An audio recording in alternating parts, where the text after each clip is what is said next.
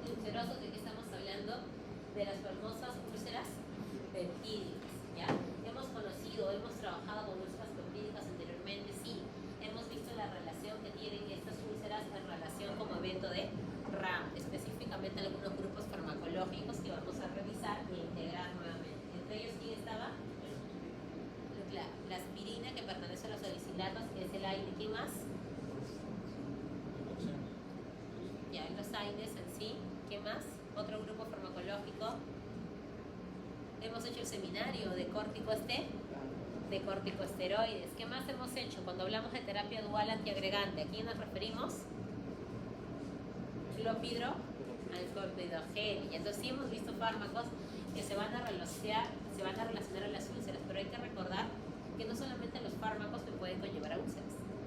También hay enfermedades propiamente del aparato digestivo que me van a conllevar ese problema, y es lo que vamos a manejar.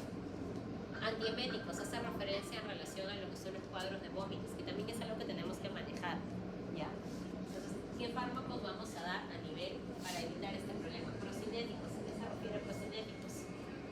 Motilidad gastrointestinal propiamente, estómago e intestinos, el movimiento propiamente de ello, favorecemos estos movimientos. Espasmolíticos, ¿a qué se refiere?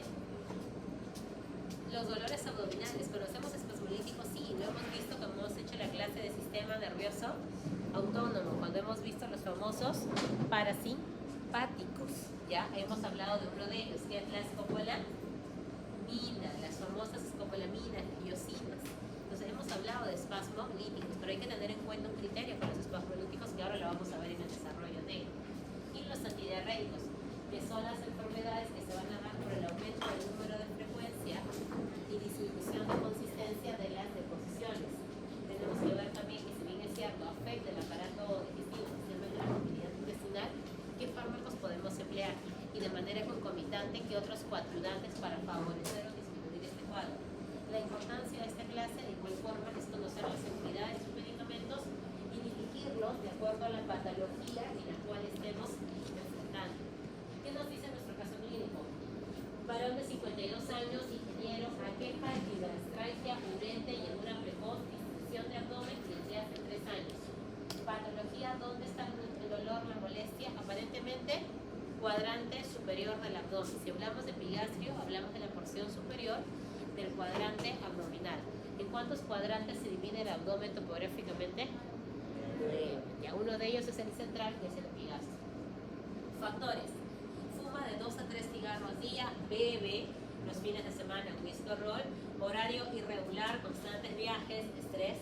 Molestias empeoran cuando no come y mejora temporalmente cuando toma esomeprazol. Siente que sus molestias están empeorando cada vez más, creció en condiciones precarias, pero siempre fue un estudiante muy dedicado. Madre fallece de SEA gástrico, al examen físico palidez 1 de 3, leve dolor a la palpación profunda del epigástrico. Hasta acá, ¿qué impresión diagnóstica tenemos? ¿Qué impresión diagnóstica tenemos en este caso? ¿Tiene un cuadro de síndrome doloroso abdominal alto? Sí. ¿Qué más tiene? Tiene palidez.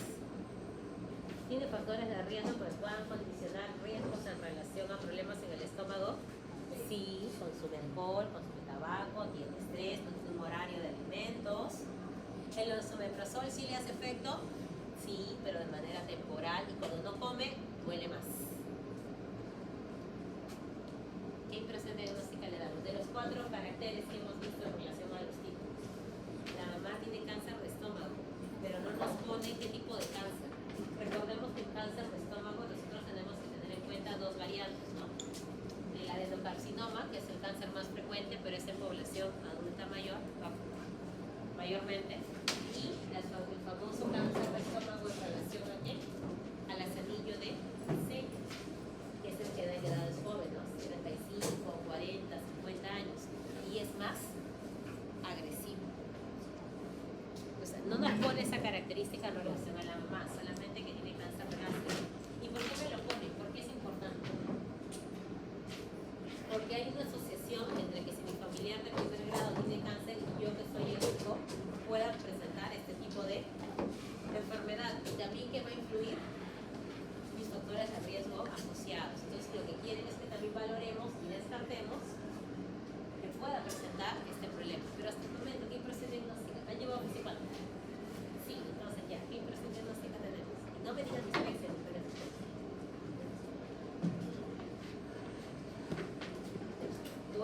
parte superior del abdomen, hay ardor, se llena rápido, hay palidez.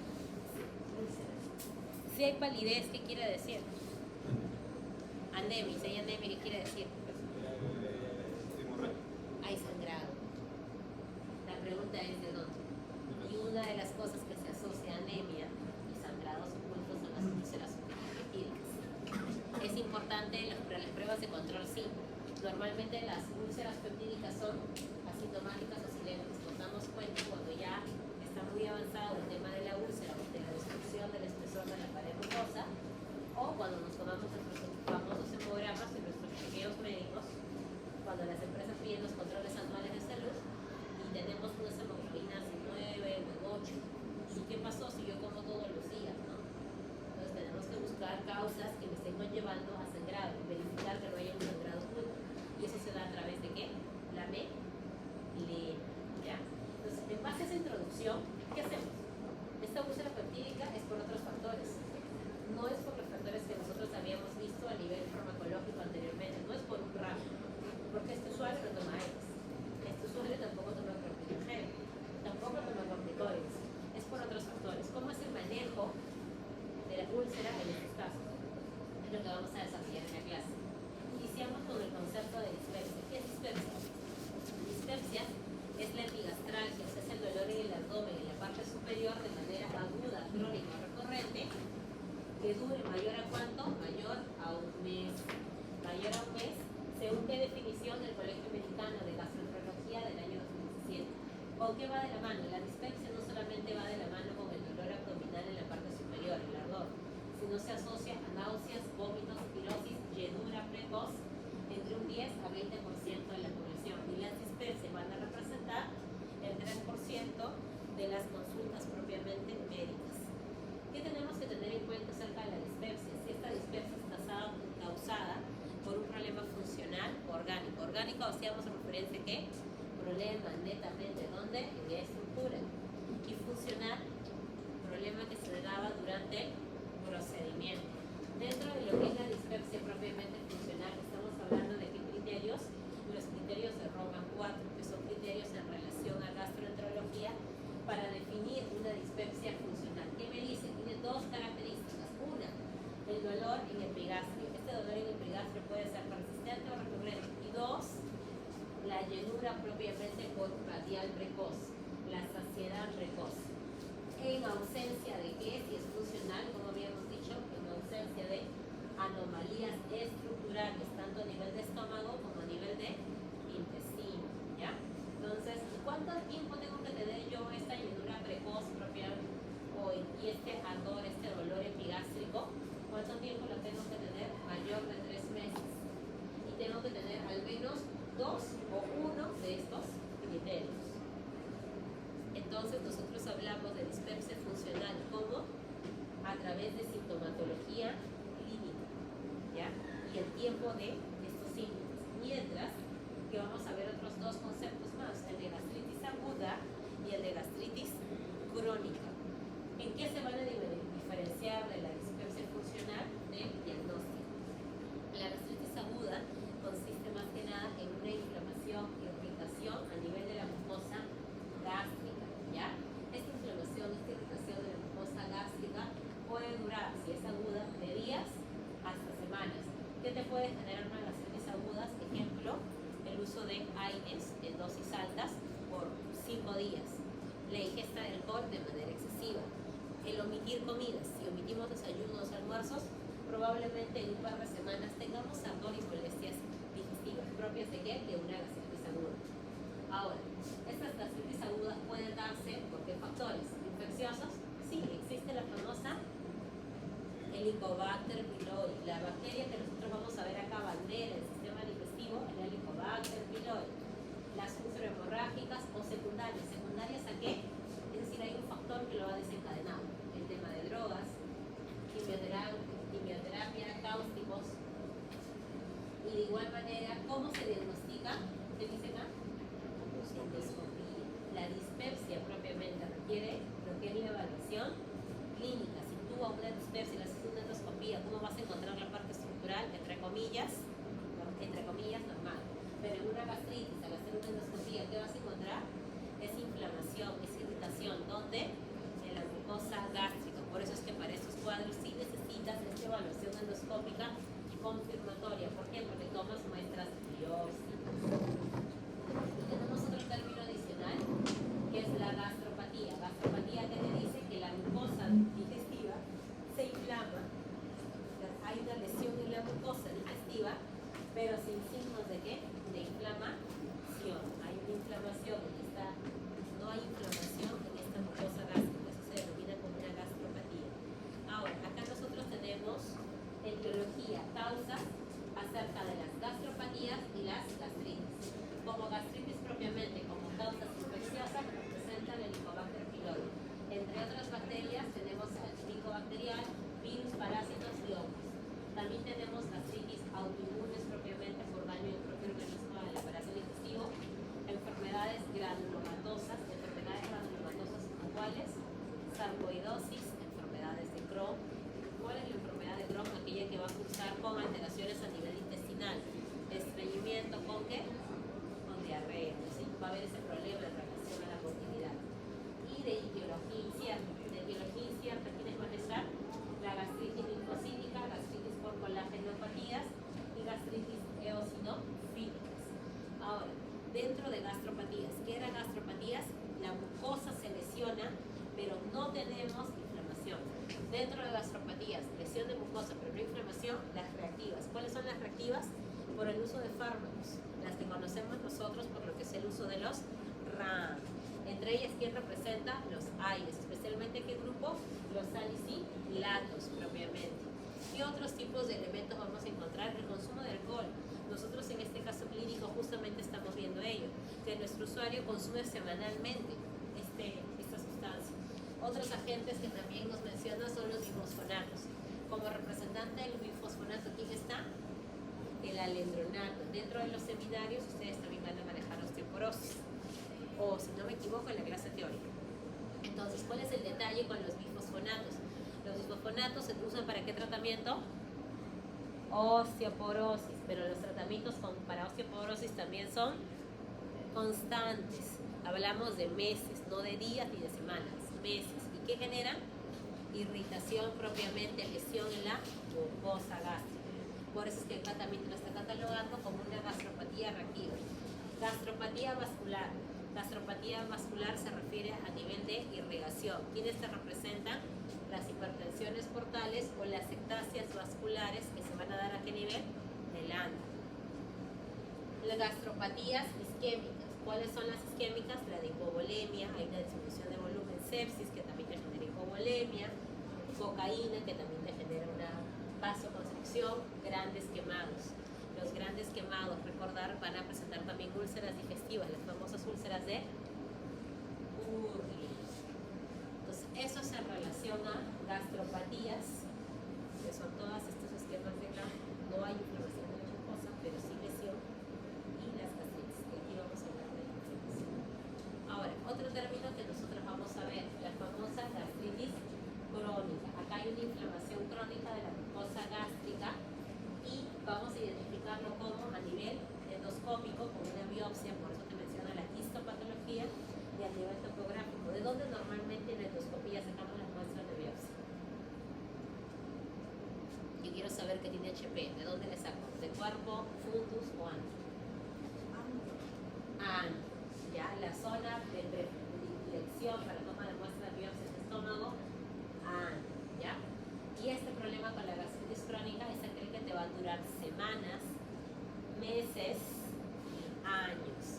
Son los famosos dolores, ardores abdominales. La señora tiene una endoscopía y ya le han dicho, señor, usted tiene gastritis crónica, pero la señora no entiende. La señora piensa que el omeprazol lo tiene que tomar de por vida, que el omeprazol le va a solucionar su problema. ¿Qué es lo que tiene que hacer además del omeprazol? Cambios de estilo de vida. Si está tomando alcohol, si está fumando, si está comiendo alimentos irritantes, si tiene desórdenes en la alimentación, ¿qué tiene que hacer? Cambiarlos. ¿Ya? Entonces, dentro de la gastritis crónica tenemos tres representantes: la trófica, la trófica por autoinmunidad, Helicobacter pylori, dieta, factores ambientales; la no atrófica, que también está el Helicobacter propiamente pylori como originante, y la de tipo especial, que son las famosas colagenosas o eosinofílicas. ¿Cuál es el detalle con las gastritis crónicas? Que mayormente van a ser ¿qué? Asintomáticas, ¿ya? Y estas que son asintomáticas son las que te van a generar las famosas úlceras peptídicas, ¿ya? Estas úlceras peptídicas, ¿por qué te catalogan entre benignas y malignas? Porque estas úlceras peptídicas, al ser erosiones, lesiones, perforaciones en la mucosa, la cicatrización de las mismas puede generar que este epitelio se malignice. Que una úlcera peptídica, una gastritis crónica, úlcera peptídica, termine mirando a qué? A un cáncer. ¿Ya? Por eso no es bueno tener de manera continua, como se dice, sus ardores estomacales. Los malestares estomacales frecuentes, a pesar del tratamiento, ya lleva 5 o 10 años, hay que hacerle mínimo una endoscopía cada 5 años para verificar si sigue siendo una gastritis crónica o si estamos cambiando a algo más, que son las famosas metaplasias intestinales. A nivel nosotros de endoscopía hablamos de qué término histológico, las metaplasias intestinales, y que luego van a mirar a qué, a los famosos adenocarcinomas. Ahora, hablemos de la enfermedad úlcero-péptica. Dentro de la enfermedad úlcero-péptica hablamos de que se va a dañar desde lo que es la muscular de la mucosa hasta propiamente la submucosa. Va a haber una afección de toda esta pared de la mucosa, desde la parte más interna hasta la parte más externa. Entonces, ¿cuál es la prevalencia de esta úlcera peptídica? De 5 a 10% en relación a la etapa de vida de la población, y en 2/3 de esos pacientes que tienen úlcera peptídica que son asintomáticos. Acá, para que podamos entenderlo mejor, tenemos un ejemplo. Acá nosotros tenemos el estómago, curvatura menor, curvatura mayor, fundus, cuerpo, antro, propiamente. Vamos a encontrar el duodeno, el esfínter pilórico, el capias, que va a ser la unión del estómago con el esófago, y lo más importante, esta es la imagen histológica. ¿Cuántas capas tenemos nosotros en el estómago? 4, desde afuera hacia adentro: serosa, muscular, submucosa, propiamente, y mucosa. La serosa es la de característica externa, la que recubre tejido de qué tipo, conectivo, y hay vascularización. La muscular es esta, es a nivel, su nombre lo dice, no va a haber presencia de musculatura. ¿Qué tipo de músculo vamos a tener acá? Músculo longitudinal, circular y los oblicuos. La submucosa, ¿qué tenemos en la submucosa? Presencia de vasos sanguíneos. Y finalmente, la mucosa. La mucosa, ¿qué van a ver acá? La muscular de la mucosa. La muscular de la mucosa. Y las glándulas gástricas. Recordemos que estas glándulas gástricas se encargan de producir sustancias tanto para el procesamiento digestivo. Cuando hablamos de úlcera, propiamente, úlcera, que se lesiona la mucosa, la submucosa y la muscular, de adentro hacia afuera. ¿Ya? Entonces todo este espesor se perfora, se lesiona, se afecta en una úlcera peptídica. Erosión, que son lesiones, por decirlo así, leves, ¿dónde va a afectar? La parte de la mucosa, pero de manera externa, superficial, las glándulas, por decirlo así. Una úlcera aguda, ¿dónde va a estar la lesión? En la mucosa y en la submucosa. Y en una úlcera crónica, o sea, esas úlceras de larga data que tienen mucho riesgo, no solo de malignizar, sino también de perforarse, mucosa, submucosa y la muscular, porque acá que tenemos la serosa. Si se rompe la serosa, estamos hablando de qué? Perforación. ¿Ya? Perforación. Ese es el compromiso que nosotros encontramos en las úlceras peptídicas.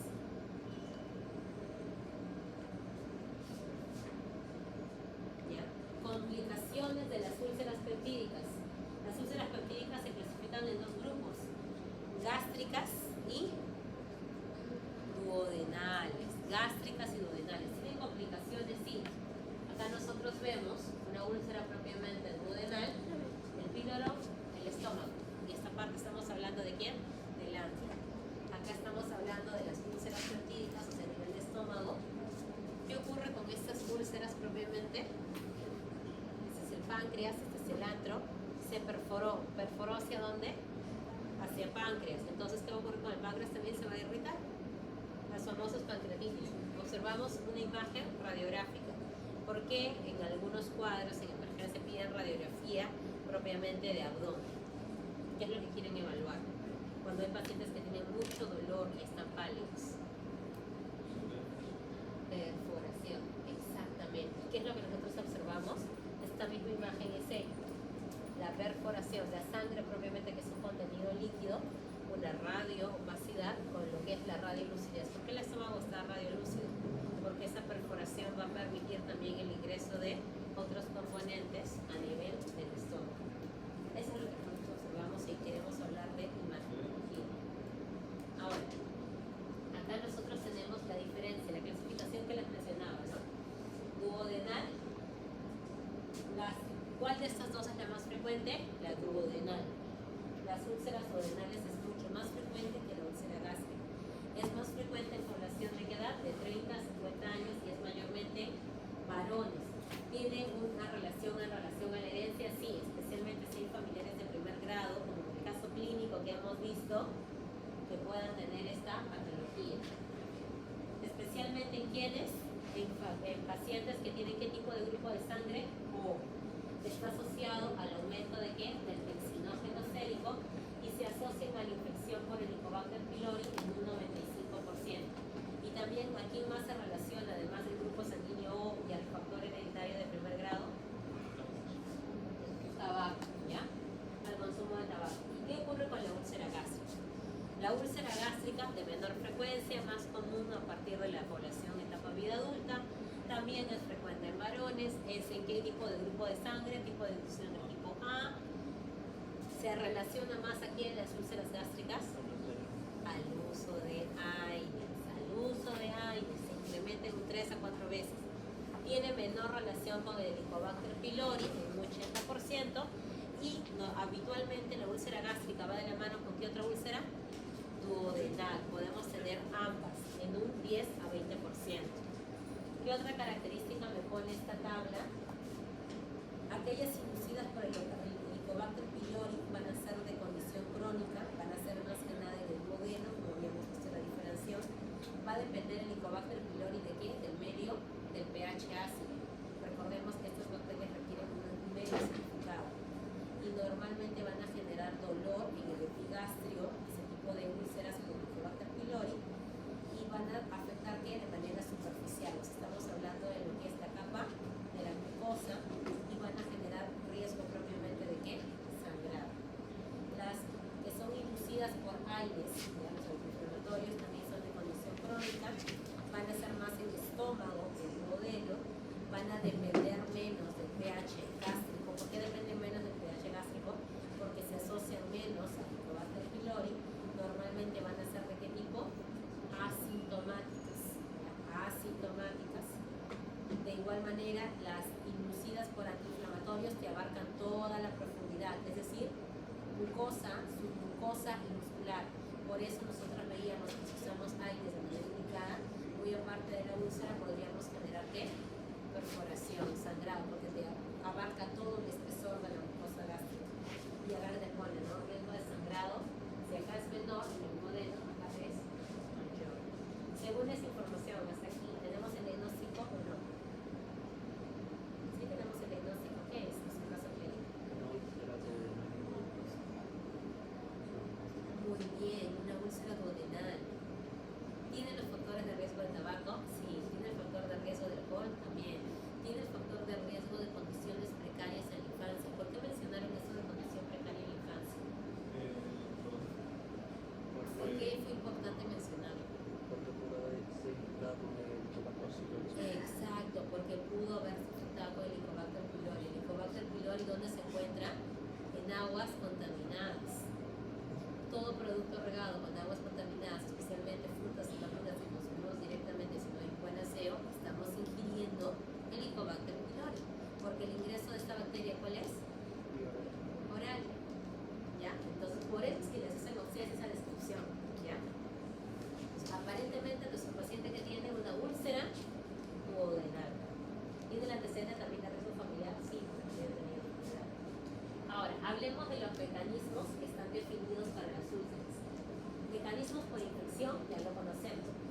bacteria bandera, ¿quién era? El Helicobacter pylori. Citomegalovirus, otra variante del Helicobacter que es el Helicobacter pylori, y otras infecciones como mucormicosis, sífilis, tuberculosis. Exposición a drogas. ¿También te genera úlceras peptídicas? Sí. El uso de antiinflamatorios, especialmente ¿qué? Aspirina, así sea en dosis baja. ¿Qué más? Clopidogrel. Me dice que si el clopidogrel lo combino con aires, mayor riesgo. Bifosfonatos, lo que les decía del alendronato. Si lo combino propiamente con aires de igual manera, mayor riesgo. Corticoides, que también lo hemos visto, si lo combino con aires, mayor riesgo. Y este fármaco de acá que también lo hemos visto, la espironolactona, que era parte de quién? Del step 4 de hipertensión, cuando no funcionaban mis otros fármacos, diuréticos, propiamente calcioantagonistas, y llegas a la 2. ¿Qué más? Nosotros tenemos acá fármacos que implican quimioterapia, los fármacos en relación a cáncer. También me van a conllevar a lo que son las úlceras. ¿Por qué los fármacos en relación al cáncer? Porque el tratamiento de quimioterapia se basa en ciclos, y cuando nosotros hablamos de 3 ciclos nos referimos a 3 meses. Y nos referimos a una vez, a 2 veces por semana. Entonces el uso concomitante va a generar problemas a nivel gástrico. Drogas, infecciones hormonales. Hormonales que te pueden inducir hipersecreciones. Hipersecreción propiamente tenemos los gastrinomas, que síndrome, Solid Ellison como representante, mastocitis sistémica, de igual manera enfermedad mieloproliferativa con basofilia, el hiperfuncionamiento de las células G del antro, postquirúrgicas, que noten la resorción del antro, o cirugías propiamente de bypass gástricos. También me van a conllevar al riesgo de ¿qué? De úlceras. Insuficiencias vasculares, sí, habíamos visto quiénes eran, las hipovolemias, la sepsis, la cocaína, el gran quemado. Mecánicas, ¿a quiénes me refiero? A las obstructivas en relación al duodeno. Radioterapia de igual manera, y enfermedades infiltrativas. Ahí estaban la sarcoidosis y la enfermedad de Crohn. Causas idiopáticas también nosotros presentamos, y también tenemos comorbilidades que se van a asociar a úlceras por enfermedades crónicas descompensadas. Ejemplo, los pacientes que van a tener úlceras por estrés, en este caso de úlceras por estrés, por eso decíamos, hablábamos de quién, del gran quemado, úlceras por estrés de los pacientes de UCI. ¿Por qué los pacientes de UCI les utilizan todos inhibidores de MOC? Justamente por eso, ¿ya? Porque podemos generar úlceras propiamente por estrés, y estaríamos del problema por el cual está en UCI, le adicionamos otro problema más. Pacientes con trasplante de órganos, pacientes con falla renal y pacientes con fisiopatología. ¿Qué ocurre con estas úlceras peptídicas? ¿Por qué se producen? Porque hay un desbalance entre lo que son los factores agresivos que van a hacer daño con los factores protectores. Los factores agresivos, AINES, el ácido clorhídrico, el Helicobacter pylori, tabaco, alcohol, estrés, cafeína, ácido biliares, toxina. Mi factor protector, extrínsecamente, bicarbonato, moco, prostaglandinas e irrigación sanguínea. Me protege. E intrínseco, la permeabilidad a qué? A los iones hidrógeno, recambio y reparación. Eso es mi balanza entre factor protector y factor agresor. Cuando hay un desbalance entre el agresor, me genera este tipo de problemas. La Helicobacter pylori, el origen de, es una bacteria gram negativa, espiralada, que se adapta ¿dónde? Al medio ambiente gástrico. ¿A través de quién? De la ureasa.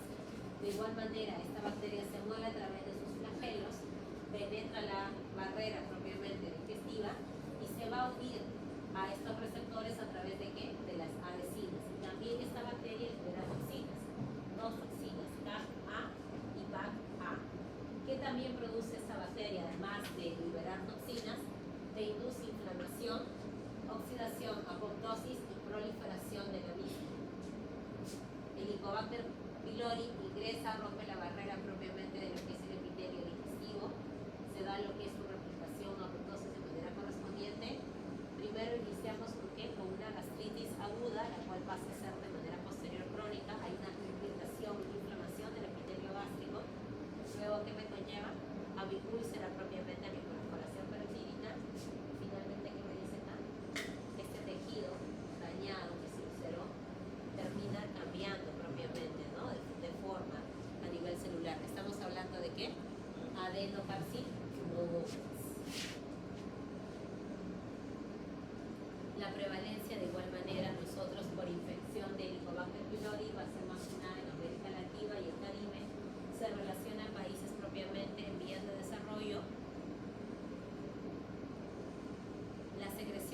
acerca de el ácido clorhídrico también va a influir. ¿Por qué influye?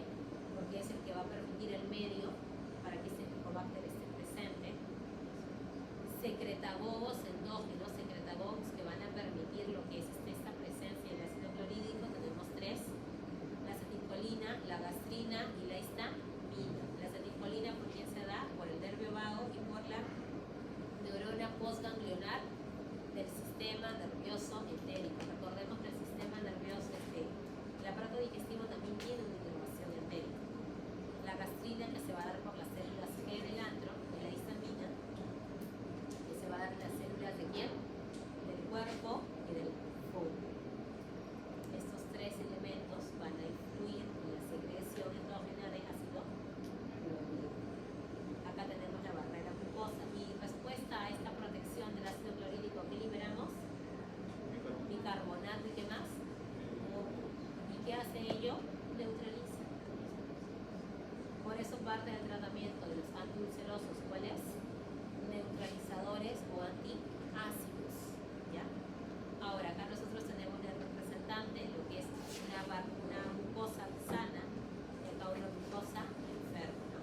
La barrera de la mucosa está conformada por proteínas de tipo mucinas, proteínas propiamente de claudinas, las TAPs, ya que también son otro tipo de proteínas que de las uniones estrechas, y proteínas de andamiaje.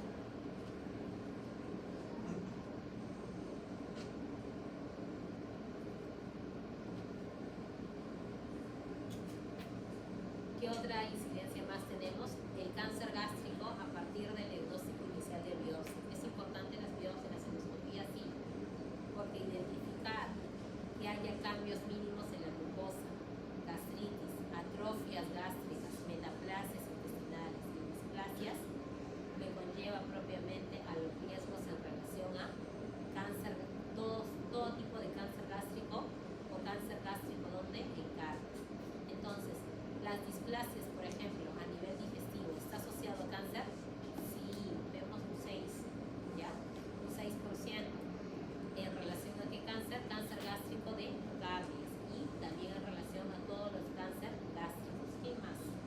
La metaplasia intestinal. Por eso es importante las endoscopías cada 5 años en pacientes mayores de 45 años.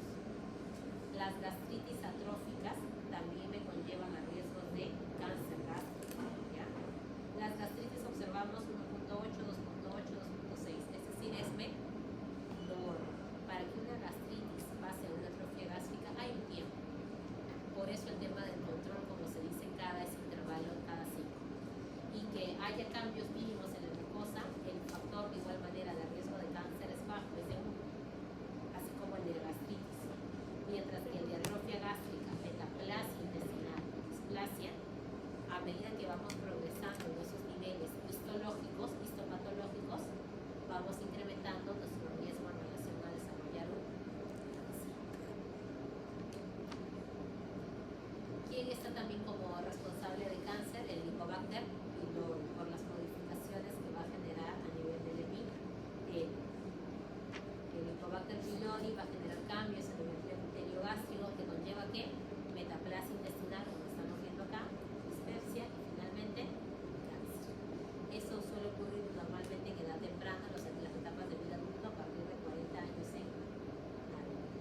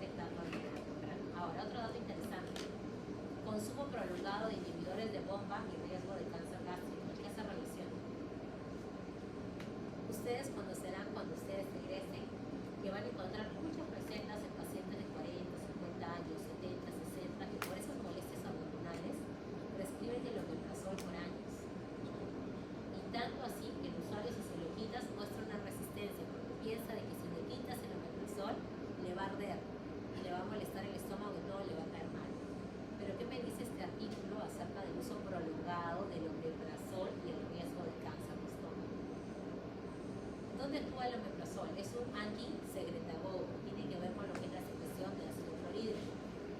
¿Qué ocurre si yo bloqueo continuamente esta bomba? Ya no se va a regenerar. ¿Por qué? Porque esta unión a nivel de mecanismo de acción, ¿qué unión es? Es un de mecanismo irreversible. Y si lo aplico continuamente, va a perder ese funcionamiento. ¿Y qué va a ocurrir con ese epitelio? ¿Qué pasa si a un epitelio le quitamos la función, le bloqueamos la función? Se pierde. ¿De qué forma se perdería? El uso frecuente, permanente de inhibidores de bomba sí está asociado a lo que es el riesgo de cáncer gástrico. Cuidado con las prescripciones que hagamos. Ya hay medicamentos que sí podemos usarlo con total libertad, pero hay otros que hay que darlo por tiempos prolongados. Si queremos usarlo tan seguido, démoslo por unos 6 meses, un descanso y reiniciemos, pero no enganchemos al usuario con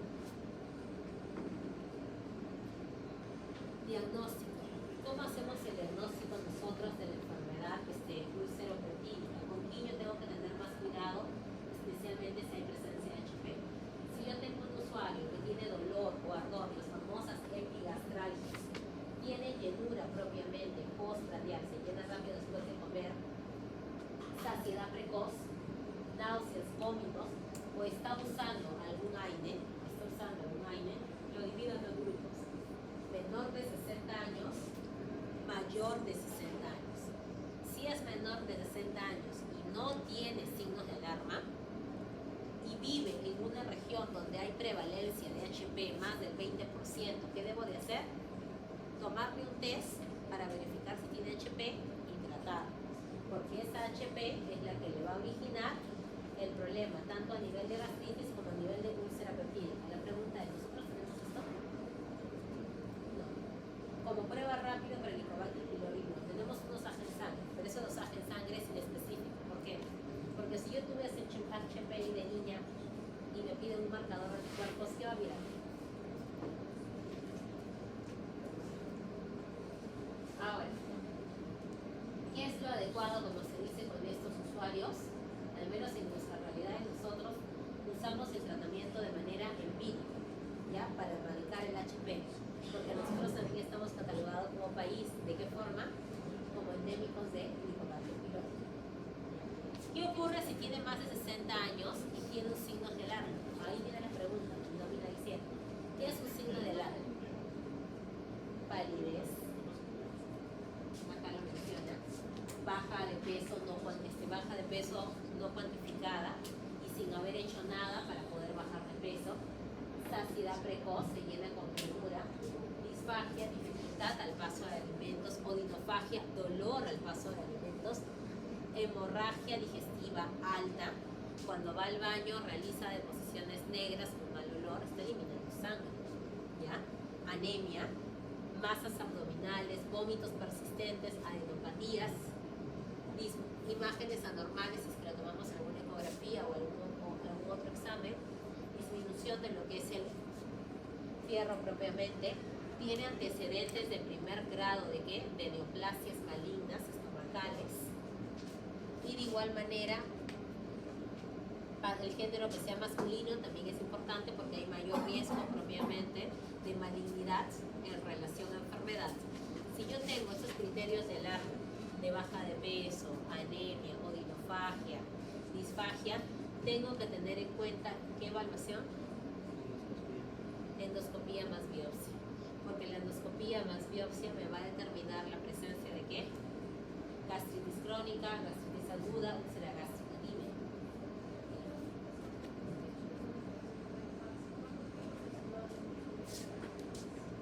A una persona que se ha hecho en el caso de ellos es distinto, lo recomendable de ellos sería el año, porque recordemos que en ellos había una restricción del estómago por el tema de hepatitis. Es distinto.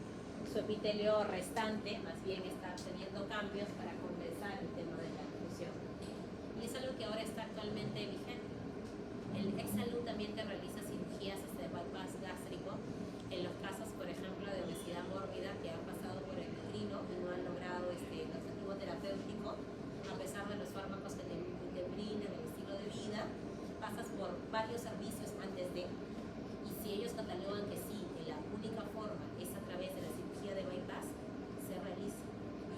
facturado por el tema del seguro. Actualmente sí se está realizando, eso es lo que ha empezado a hacerse desde este año. Ajá, con Excelus. Los derivan en este caso al Menar y Revalete, que son donde están realizando. Pero son casos específicos y puntuales. ¿Por qué nosotros ponemos en cuenta los signos de alarma? Porque puede pasar que ustedes tengan pacientes adultos mayores, y ha pasado, los adultos mayores se quejan mucho acerca de los ardores molestios del estómago. Y tienen que tener muy en cuenta el tema de la baja de peso. Que la ropa le quede suelta no es normal. Y que ellos te digan que han bajado de peso porque simplemente están seleccionando qué comer para que no les caiga pesado, para ustedes eso es un criterio para pedir este examen. Más aún si hace más de un año nunca se le ha realizado una endoscopía. Tenemos el casito de un usuario, de un adulto mayor, 65, 70 años, estaba con bismutol, hidróxido de magnesio, omeprazol y finalmente le dieron el tratamiento erradicador del Helicobacter pylori, porque seguía con epigastralgias, se llenaba rápido, el abuelito decía que se llenaba, y justo lamentablemente este caso pasó en pandemia, donde hay limitación por el tema de, se priorizaba bastante los sintomáticos, los pacientes respiratorios y las otras patologías como no fueron muy, no se hizo tanta precisión. Y bueno, el usuario vino, acudió y lo que se hizo fue que se le volvió a dar medicación, pero este usuario ya iba 4 meses con ese tratamiento y no había, como se dice, el tema de una respuesta. Meses después, este usuario regresa, pero muy aparte de que regresa con la familia, ingresa un documento al establecimiento por un tema de cáncer gástrico, por una negligencia. El paciente en esos meses que no acudió al establecimiento porque se le indicó un tema de control después de darle supralfato, porque ya nuevamente le volvieron a dar supralfato, el omeprazol, le dijeron que regrese, de ahí nunca más regresó, pero cuando ya regresó vino por un tema de documento. El motivo era que en ese tipo de ausencia él había ingresado a una clínica por una hemorragia digestiva alta. Y cuando en la clínica le hicieron una endoscopía, vieron que esas molestias ya no eran una úlcera peptídica, ya no eran una gastritis, que era un adenocarcinoma. Y le hicieron una cirugía a nivel de estómago. A buena hora, el lado positivo es que era un cáncer que estaba iniciando. Y con la resección quirúrgica se pudo hacer la recuperación y limitación en relación al cáncer. Pero sí, los cuidados que requirió de igual manera lo manejó la familia. Entonces el tema del documento era para pedir eso, las famosas negligencias, ¿no? En relación a lo que es el tema de manejo con él. Y pasó. Y fue un caso, como se dice, que estamos viendo nosotros acá de gas. Por eso tenemos que tener cuidado. Pasa. El paciente aparentemente no tenía antecedentes de cáncer por papá, ni mamá, ni hermano, según la historia clínica. Pero sí venía con el tema de la baja de peso, sí venía con el ardor constante. Y si ya le diste bismutol, si ya le diste supralfato, si ya le diste el omeprazol en más de 3 meses, y el paciente te está diciendo que le sigue ardiendo, que no siente efecto, es por algo. Mándale a hacer una endoscopía. Si en el camino de la referencia se demora en hacer la endoscopía, problema del trámite. Ustedes como médicos cumplieron, pero no vamos a tener la responsabilidad de no haber, como se hizo, orientado nuestro diagnóstico de manera más centrada. Sí, solamente que la CITIP es el nombre comercial, y la CITIP es simeticona más valgadrato. Ese es el famoso. Entonces hay que tener, como se dice, en cuenta porque esto ocurre. El adenocarcinoma es frecuente en adultos mayores. Y luego vienen los problemas a nivel de documento, porque los establecimientos y los médicos que realizan estas atenciones tienen que justificar por qué no vieron ellos y por qué el médico de la clínica se lo. Acá de igual manera nosotros tenemos imágenes en relación a endoscopías. Es importante por eso la endoscopía. La endoscopía es aquel que te va a dar el diagnóstico, es una prueba invasiva, si bien es cierto, pero tiene una sensibilidad y especificidad bastante exacta. Acá nosotros hablamos del Helicobacter pylori y cómo podemos, como se dice, diagnosticarla desde el punto de vista laboratorial y de igual manera anatomopatológico. Una de las pruebas que usamos es el famoso test de urease. una vez que haces el diagnóstico de Helicobacter pylori y una vez que das el tratamiento. Posterior a esos 14 días, dejas que pase 2 semanas y de recién le tomas la prueba de ureasa. ¿Para qué sirve entonces la prueba de ureasa? Para evaluar si el tratamiento que le diste por el Helicobacter pylori funcionó o no. Para eso usas el test de ureasa. Tienes también pruebas en sangre en relación dosajes de antígenos y anticuerpos, pero son, como les mencionaba, inespecíficas. Las famosas pruebas de serología, hay pruebas más exactas, como las de ¿qué? Las de PCR, ¿ya? Que te permiten una definición más puntual, pero el costo es mayor. Y las famosas pruebas histológicas. ¿Cómo nosotros llegamos a una prueba histológica? A través de procedimiento, ¿no? Las famosas endoscopías, y tomando una muestra de qué parte del estómago, específicamente de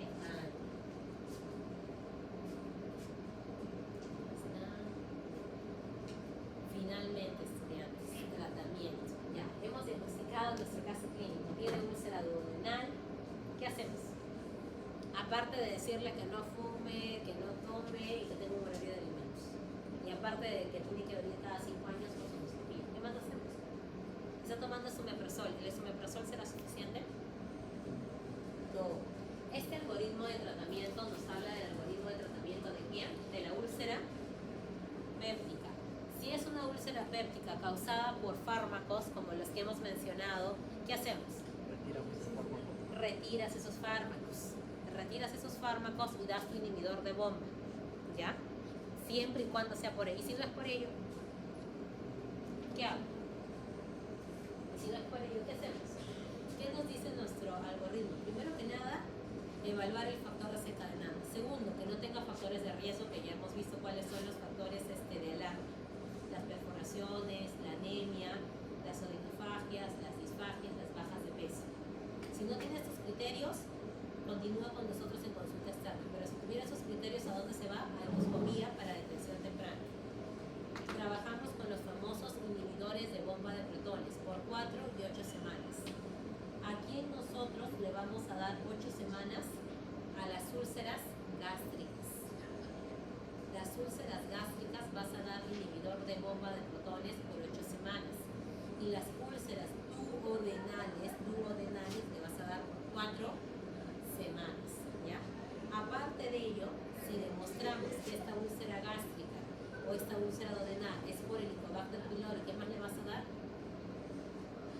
Además del inhibidor de bomba, ¿qué más le damos? El erradicador del Helicobacter pylori.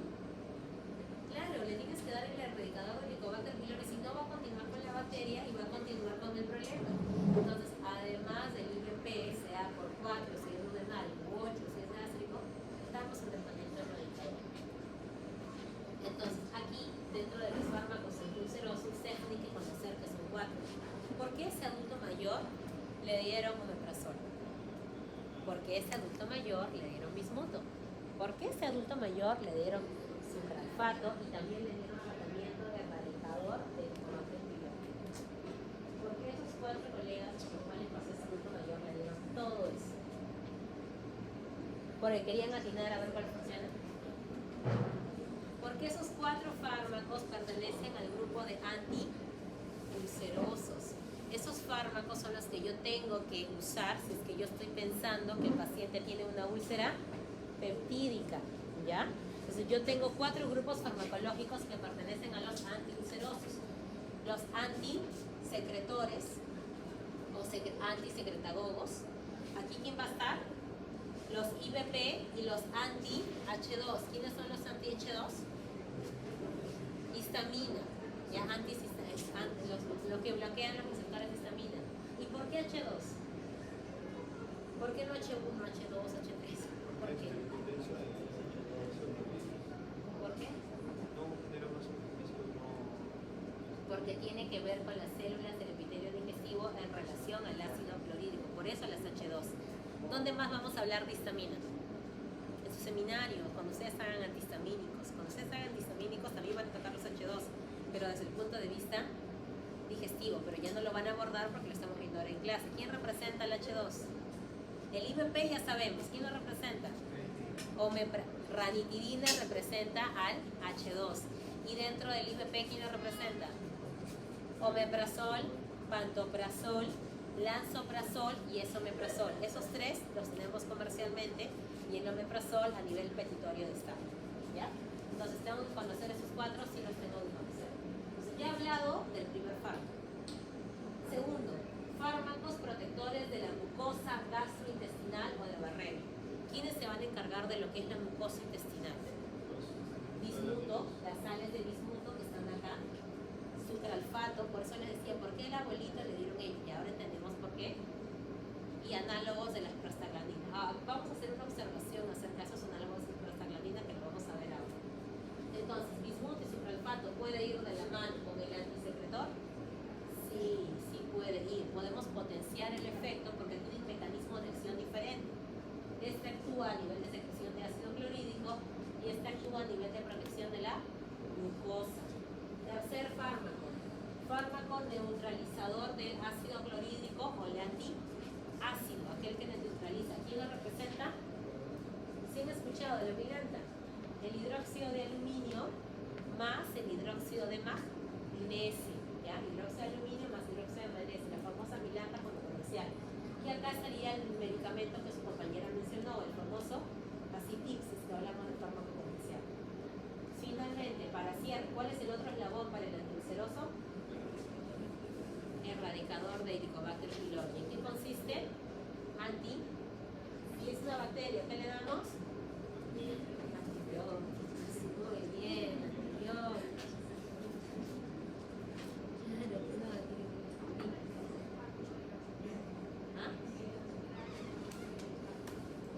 Hay un pack para lo que es el erradicador, que usa el nombre comercial de lo que es el lansoprazol, amoxicilina y claridromicina, porque el esquema original era con omeprazol, pero ahora las farmacias a nivel comercial están lanzando ese pack de 14 días ya con un inhibidor de bomba mucho más específico, que es lo que hemos mencionado. Y solo te viene para trabajar. Ya. Entonces, ¿qué es lo que vamos a trabajar nosotros? El mecanismo de acción de estos grupos farmacológicos. ¿Qué es lo que vamos a trabajar? Los inhibidores, en este caso, de protones. El inhibidor de la bomba de protones, aquí están los medicamentos que les mencioné, lansoprazol, esomeprazol, omeprazol y pantoprazol. ¿Qué necesito que conozcan del pantoprazol?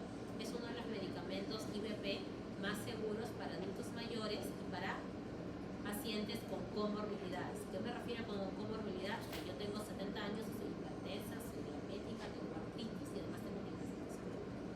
Entonces, como tomo muchos medicamentos, quiero disminuir lo más posible mis interacciones farmacológicas. ¿Qué me vas a dar? ¿Ya? Eso es el que menor interacción te va a generar.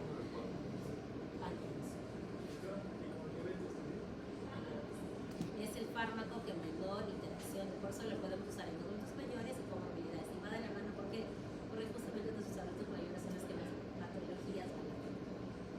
Sigamos, mecanismo propiamente de acción. ¿De qué trata? La inhibición irreversible de esta bomba ATP, hidrógeno, potasio. ¿Ya?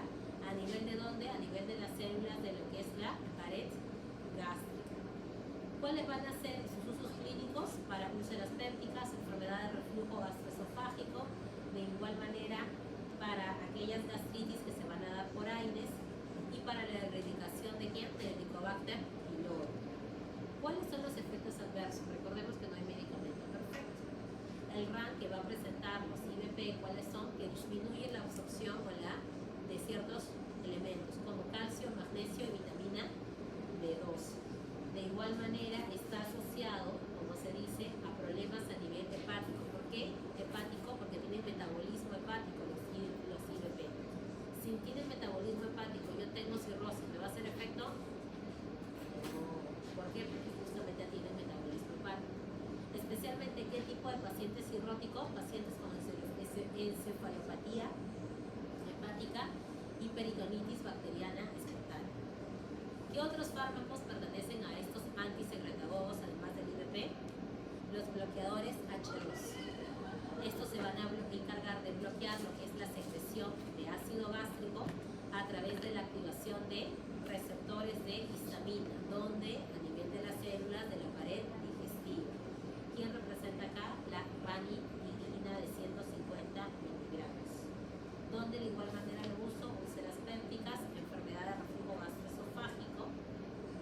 ¿Cuál es el efecto adverso que te puede originar? La ginecomastia, ¿ya? Ginecomastia, y también tiene interacciones a nivel de metabolismo hepático porque implica también el metabolismo del mismo. Sucralfato y bismuto, ¿a qué grupo pertenecían? Los protectores de la mucosa. Empecemos con sucralfato. ¿De qué se va a encargar propiamente? De formar como una pasta, como una barrera propiamente, ¿dónde? En la mucosa. ¿Quién lo representa? El sucralfato propiamente, donde se emplean úlceras de igual manera de estrés, enfermedad de reflujo gastroesofágico, efectos adversos de lo que es el sucralfato. ¿Cuáles son? Náuseas, vómitos, estreñimiento y sequedad de las mucosas. Un dato importante, ¿con quién no debo de darlo? Con ciprofloxacino, que es una quinolona, propanolol, digoxina y vitaminas liposolubles. ¿Por qué? Porque disminuye el efecto de las mismas. ¿Recuerdan la clase de interacción farmacológica? Había un gráfico que decía el antiácido y el ciprofloxacino, ¿debían darse juntos o no? Tiene que ver con lo que acabo de explicar. ¿Debían quedarse juntos o no? No, ¿por qué no se daban juntos? Porque te disminuía la absorción del antibiótico, ¿ya? Entonces, con el sucralfato, ¿qué no tenemos que dar? Quinolonas, propanolol, digoxina y vitaminas liposolubles.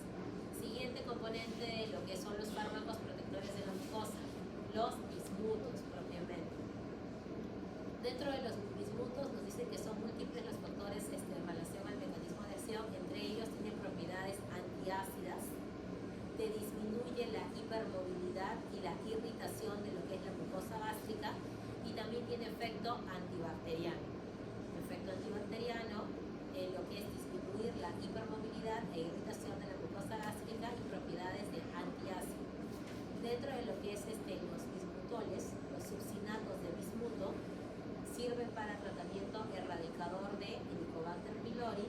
De igual manera, también sirven para tratar lo que son las diarreas. ¿Por qué sirven para tratar las diarreas? Por el efecto antibacterial y el efecto en la hipermovilidad gástrica. ¿Cuál es el efecto adverso de este medicamento? Estreñimiento. Luego tenemos los análogos de las prostaglandinas. ¿A qué grupo pertenecía? También protectores de la barrera de la mucosa. Te disminuye propiamente la actividad de lo que es la bomba de protones a nivel de lo que es el ácido, te disminuye la actividad de la bomba de protones y también te disminuye la secreción ácido gástrica. ¿Y esto se da por qué? Por la presencia de prostaglandinas. ¿Prostaglandinas en qué receptores? De la pared gástrica. Medicamento representante, ¿quién es? Misoprostol. ¿Cuáles son los efectos adversos propiamente? Diarrea, hipertermia y contracciones uterinas. Por lo tanto, ¿dónde no se debe de dar?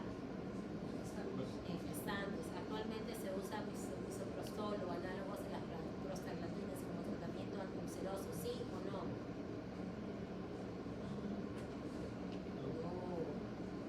El misoprostol, si bien es cierto, es un análogo de la prostaglandina y tuvo su inicio como medicamento para antiulceroso, actualmente ¿dónde se emplea?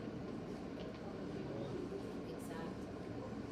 Como uso ginecológico, como un abortivo, se utiliza para el tema de procedimientos como los ameos que realizan en gestantes que han tenido problemas en relaciones en el primer trimestre gestacional. Antes de las 20 semanas de gestación lo emplean. ¿Cómo se identificaron este tipo de problemas? Lamentablemente usándolo para este tipo de problemas digestivos, y algunas de ellas eran mujeres gestantes y observaron justamente estos eventos, ¿no? Las pérdidas respectivas de la gestación. Y actualmente es un fármaco, como se dice, que se vende como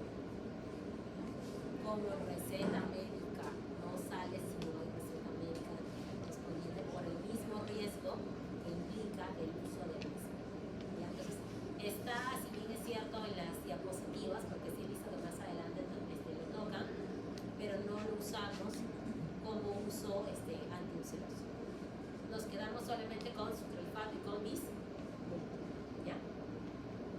Finalmente, los antiácidos o los neutralizadores, ¿ya?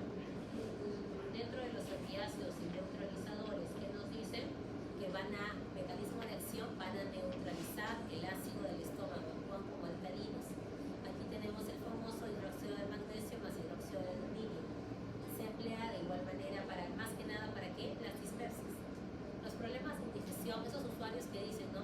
He comido un alimento pesado, me duele el estómago, me siento pesado. Hidróxido de aluminio más hidróxido de magnesio, 10 ml cada 8 horas por 5 días, suficiente. Lo utilizamos más que nada como antiácido en problemas en relación a dispepsia. ¿Cuáles son las reacciones adversas más frecuentes? Estreñimiento por el aluminio y diarrea por el magnesio. Acá están los fármacos antisecretores. ¿Cuáles son los de preferencia? Los IBP, los inhibidores de bomba de protones, y los antihistamínicos H2. Tenemos otros más, que son los de acá, anticolinérgicos, antagonistas de la gastrina y análogos de la somatostatina, pero no los empleamos porque su uso es limitado. Si ustedes saben estos dos y el mecanismo de acción, podríamos preguntar de este tema para relacionar mecanismos de acción, tanto de los antisecretagogos como del sucralfato, bismuto y del opiáceo. Esta es la lámina 37. Muy bien, acá está lo que mencionábamos: omeprazol, esomeprazol, pantoprazol y lansoprazol. ¿Tienen biodisponibilidad oral? Sí, mayor a un 40% los 4. ¿Tienen unión a proteínas? También, mayor al 90% los 4. ¿Tienen metabolismo hepático? De igual forma. Por eso se evitaba que había limitación en los pacientes con cirrosis hepática, porque los 4 tienen metabolismo hepático. ¿Cómo se eliminan? Los 4 se eliminan preferentemente de forma urinaria, ¿ya? Más del 50%, y lo restante, el 20%, por las heces. Tienen una duración. ¿Cuál es la ventaja de los IBP? Que la duración es mayor a 24 horas. ¿Cada cuánto tiempo damos un IBP? Las veces que nos usan receta por ejemplo son cada 24. Cada 24. ¿Por qué? Porque su tiempo de acción de ellos es largo. ¿Y cómo lo damos? ¿Mañana o noche? Ustedes llevan un curso aparte, ¿no? Terapéutico, si no me equivoco. Ajá, entonces ahí lo damos normalmente cada 24 horas en las mañanas por el recambio de lo que se da de manera temprana, ¿ya? ¿Qué más? La dosis de presentación bilateral, ya. Características.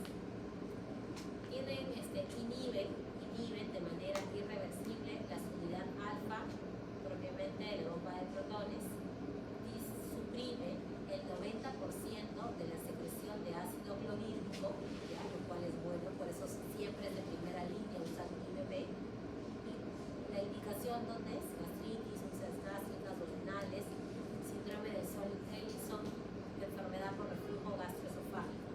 ¿Cuáles son sus ramas más frecuentes? Cefaleas, diarreas, náuseas, deficiencia en micronutrientes, que lo hemos visto. ¿Qué micronutrientes? Calcio, magnesio, vitamina B12, y evitar encefalopatías hepáticas y peritonitis bacteriana espontánea. ¿Por qué te pone ahí mayor riesgo de cáncer gástrico? Porque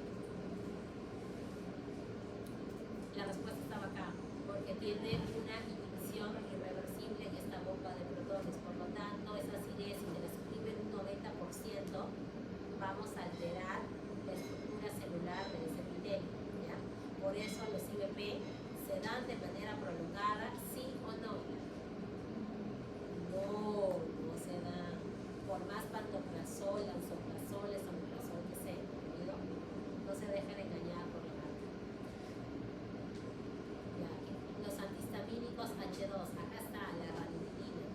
Tiene una biodisponibilidad oral de un 50%, metabolismo de igual manera hepático, eliminación renal, tiene un tiempo de duración de 4 a 6 horas, por lo tanto la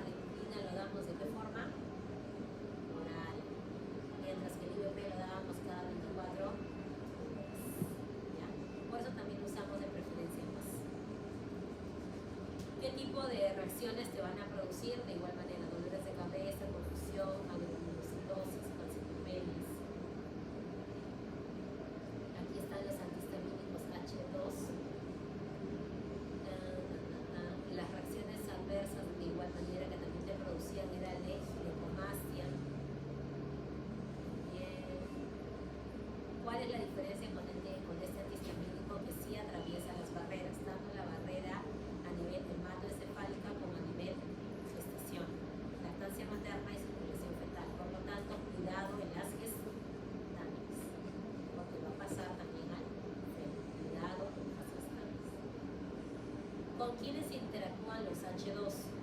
Ketoconazol, teofilina, warfarina, fenitoína. ¿Ya? Tienen interacción farmacológica. Por lo tanto, ¿qué tengo que hacer? Evitar el uso de estos fármacos, usando de manera concomitante que la ranitidina. No tenemos que hacer ese tipo de interacción. Ya para cerrar, los antiulcerosos, los de neutralización o los antiácidos. ¿Ya? Aquí teníamos el hidróxido de magnesio y el hidróxido de aluminio. ¿De qué se encarga? Mecanismo de acción de neutralizar al ácido. ¿Qué produce? Produce una alcalosis. ¿Ya? ¿Cuál es el detalle? El carbonato y carbonato van a tener la producción de gases. Tiene que ser mezclado como una reacción adversa que te va a dar este tipo de medicamento. Es de acción lenta, ¿ya? Tiene propiedades en relación a protección de la glucosa, pero otro RAN que presenta es el estreñimiento. Nos dice que el magnesio actúa mucho más rápido, pero tiene efecto laxante el magnesio a diferencia del aluminio. ¿Y cuál es el otro detalle? Donde no debo usar los antiácidos o neutralizadores en los nefrópatas. Así como los IBP, cuidado con los de cirrosis hepática, con los del antiácido o neutralizadores, cuidado con quién, con los nefrópatas. No debe de ser. Acá están los análogos de prostaglandina, acá está el famoso misoprostol y acá está lo que les mencionaba y les explicaba. Contracciones uterinas. Por eso no se emplean gestantes. Si les mencionaron a ustedes un caso clínico, gestante de 18 semanas que cursa con gastritis aguda, ¿qué fármaco antiulceroso está contraindicado? 18 semanas. ¿Qué fármaco antiulceroso está contraindicado?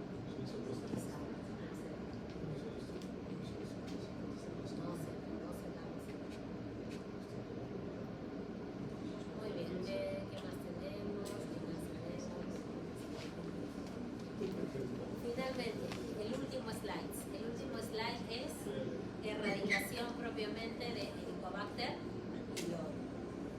Los tratamientos de Helicobacter pylori, que son antibacterianos, van de la mano con un IBP, o sea, con un inhibidor de bomba. Y además de un inhibidor de bomba puede ir de la mano con un antagonista H2, o sea, ranitidina, pero como tercera opción, pero como segunda opción, ¿con quién? Con las sales de bismuto. Cuando unimos IBP, sales de bismuto y antibiótico en aquellos pacientes, como es por 14 días, tengan bastante irritación gástrica, y para que no te dejen el tratamiento, le agregamos una sal de bismuto, que sería una terapia triple. ¿Por qué terapia triple? Porque le estás dando el IBP, que pertenece a antisecretagogo, le estás dando el bismuto, que pertenece a factor protector de la mucosa, y le estás dando el antibiótico, que es el tratamiento erradicador del HT. Por eso es terapia triple. Porque si ustedes cuentan ahora los fármacos, se dan cuenta que es 4, pero no es 4 por la cantidad, sino triple por el grupo farmacológico al que pertenece. La pregunta que viene, ¿qué antibióticos? Los antibióticos que usamos de manera clásica es la amoxicilina y la claritromicina. El esquema de primera línea es la famosa OCA. OCA, ¿por qué? Omeprazol, amoxicilina y claritromicina. ¿Por cuántos días lo damos? Por 14 días. ¿Cada cuánto? Cada 12 horas. ¿Ya? Y si soy alérgica a la amoxicilina, ¿qué me da? Metronidazol. Entonces, nosotros pusiéramos en la evaluación un caso clínico de un paciente que tiene Helicobacter pylori positivo y te mencionaran cuál es el tratamiento en primera línea para lo que es HP, ¿qué diríamos? ¿Me colocaríamos? Amoxicilina, claritromicina y omeprazol. Y si mencionáramos en este mismo caso clínico que es alérgico a la amoxicilina, ¿con qué lo reemplazamos? Muy bien, con metronidazol. Perfecto. ¿Podemos emplear otros antibióticos? Sí. Hidraciclina, levofloxacino, siempre y cuando este primer esquema no funcione. Ahí estaríamos hablando de segunda línea. ¿Ya? Segunda línea. Bueno, línea. Ya, la terapia triple era el IBP, las sales de bismuto y los antibióticos, que en este caso era claritromicina y amoxicilina. Ellos son los antibióticos erradicadores para HP.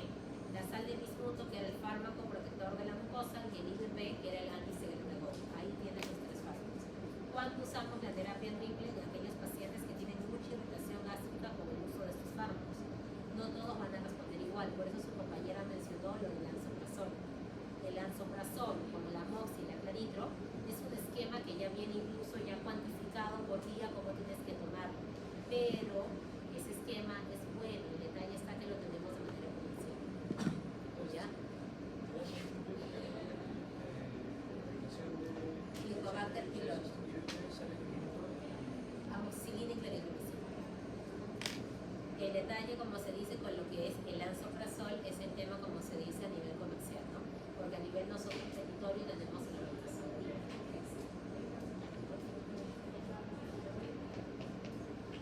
Claro, es que ese esquema que ellos emplean, es el esquema para erradicación de lo que es la HP, es de 10 hasta 14 días.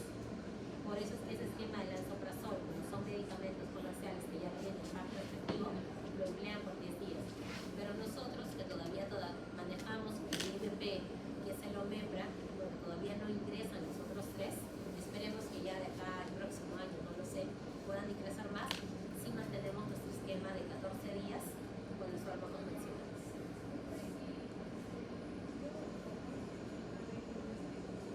Ahí viene el detalle. Ya usé mis 14 días. Espero 2 semanas. ¿Qué test hacía? Ureasa. Si el test de ureasa me marca positivo, quiere decir que ese germen, a ese Helicobacter pylori, no le funcionó ni mi amoxicilina ni clarithromicina. Ahí hablo de mi segundo esquema. Porque hasta acá estoy hablando del primer esquema. Ahí tendría que emplear ¿qué? Metronidazol, tetra. Ahí hablaría de mi esquema de segunda. Incluso podríamos usar metronidazol con levofloxacina. Pero eso de qué va a depender del test de ureasa. Cuando se toma el test de ureasa, terminando los 14 días, esperas 2 semanas más, te dan tu orden, te tomas el examen. Si es negativo, genial, ahí quedó. Y si es positivo, tienes que volver a reiniciar, pero con otros fármacos. ¿Cuál es el problema? La resistencia a antibióticos que tenemos actualmente. Por eso sí es necesario tomar una prueba de control para ver si hemos erradicado o no, porque ya hemos visto que el HP sí se asocia al cáncer gástrico.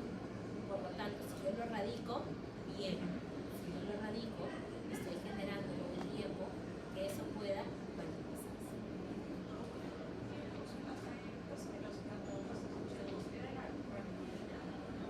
¿En el caso de cuál es? Sí, es la ranitidina.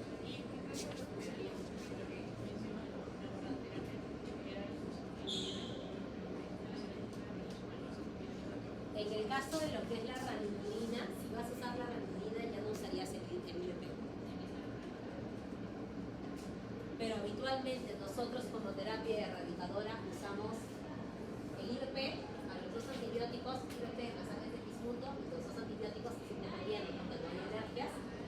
No usamos habitualmente este, por eso es que lo ven como tercera opción, porque el usar de la ranitidina sería no usar el IVP lo usamos de manera más constante por el tiempo prolongado a su mecanismo de acción.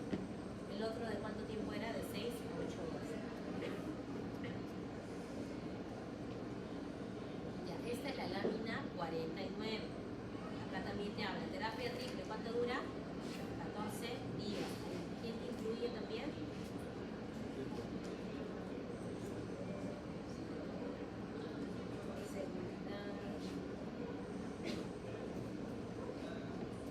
Caso clínico, ¿qué le damos? Ya, es una úlcera duodenal, ¿qué más? ¿Qué le damos? Le damos tratamiento por 4 semanas, con IVP. Solo con IVP, aparentemente es por el IVP que le damos. Amoxicilina, clarithromicina y su inhibidor de bomba de protones, los 3. Damos ese esquema clásico según la información que tenemos nosotros en el caso clínico. ¿Y qué más? Pueden agregarlo, no lo voy a negar. Si lo agregaran tampoco sí lo validaría. Pero aparte de eso, le arranque. ¿Qué más le damos? Así como de una enfermedad crónica, ¿qué más le damos? Estilos de vida.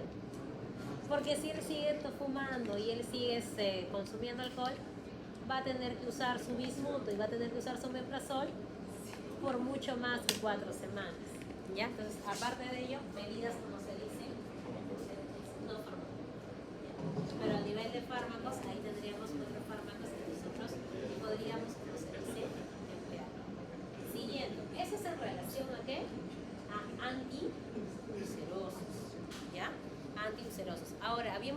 4 grupos de fármacos, los procinéticos, los antidiarreicos, los antieméticos. ¿Cuándo los usamos? Los fármacos procinéticos son aquellos fármacos que te van a ayudar ¿con qué? Con la motilidad gastrointestinal, estómago y ¿qué más? E intestino. Entonces, para que estos fármacos me favorezcan estas contracciones y movimientos del tracto gastrointestinal, tengo que actuar a través de una estimulación colinérgica, sea directa o indirecta.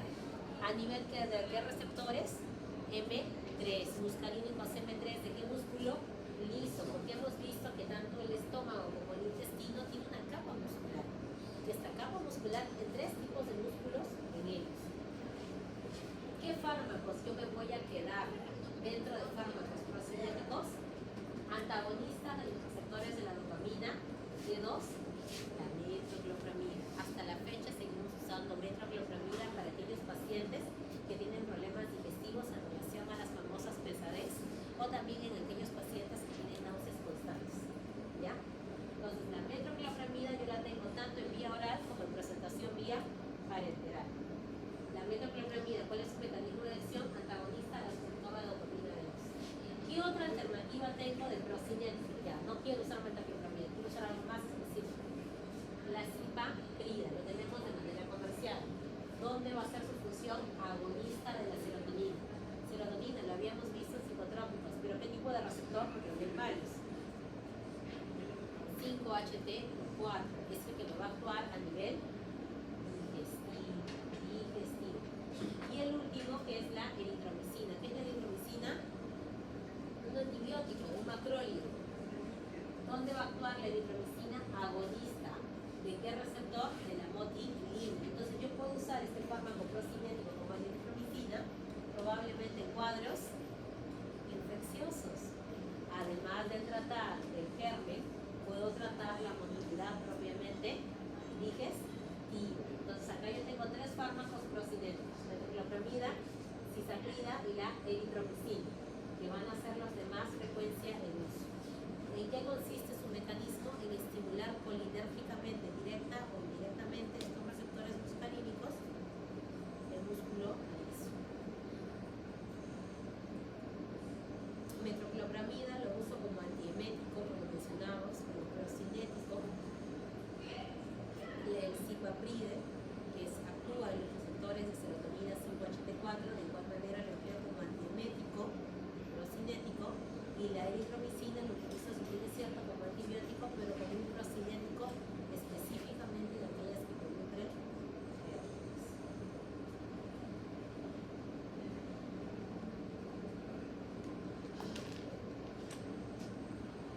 ¿Dónde van a estar indicados estos procinéticos? En la primera patología que mencionamos, las famosas dispepsias funcionales. Las famosas dispepsias funcionales. ¿Dónde también lo voy a poder emplear? Como les decía, en náuseas y vómitos. ¿Ya? En náuseas y vómitos, dispepsias funcionales, y también en gastroparesias diabéticas. ¿Qué son las gastroparesias diabéticas? Problemas en el vaciamiento gástrico. El vaciamiento gástrico en los diabéticos es lento. Entonces yo tengo que darle un procinético para que pueda estimular este movimiento gastrointestinal. ¿Qué fármaco es? La doperidona. Y la doperidona, además de la metoclopramida, pertenecen a qué grupo de fármacos? Antagonistas de la D2. Entonces los procinéticos son buenos fármacos porque no solamente lo uso para motilidad digestiva, sino también para náuseas. ¿Ya? Cumplo doble efecto para náuseas y vómitos. Los famosos procinéticos.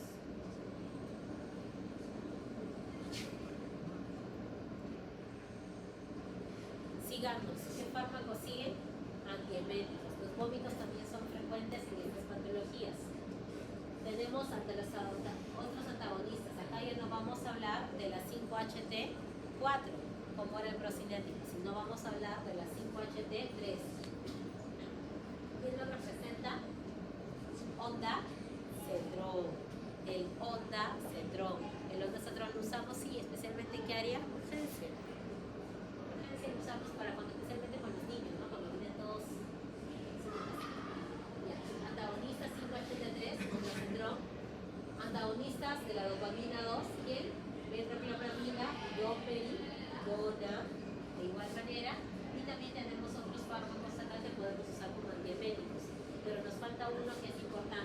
ejemplo de este antihistamínico frente a uno. ¿Quién es? El famoso dimendrinato, el dimendrinato, el que ustedes conocen como grafol, ¿ya? El famoso dimendrinato. Acá está, el dimendrinato que actúa a nivel de los receptores propiamente de histamina, en este caso los H1. Ondansetron, que actúa a nivel de los receptores de serotonina, especialmente de 5-HT3. Y los antagonistas de la dopamina, que es la metropropamina y la domperidona. Ya estando, como se dice para cierre, los antiespasmódicos. ¿Qué pasa con los famosos dolores abdominales? ¿Qué hacemos? Lo habíamos visto en los de sistema nervioso autónomo, ¿no es así? ¿Qué vamos a emplear nosotros en los del sistema nervioso autónomo? Los parasimpáticos. ¿Qué parasimpáticos estamos viendo que se está repitiendo acá? La famosa iosina, ya la famosa iosina, las escopolamina butilbromuro. ¿Cuál es su mecanismo de acción? Anticolinérgico. Este era un parasimpático lítico, ¿ya? Anticolinérgico y antimuscarínico. ¿Para qué te sirve este medicamento? Para relajar ¿qué? La musculatura lisa, la musculatura lisa gastrointestinal. A todo dolor abdominal le tengo que dar un antiespasmódico, ¿sí o no? ¿Qué dice? ¿Qué dice?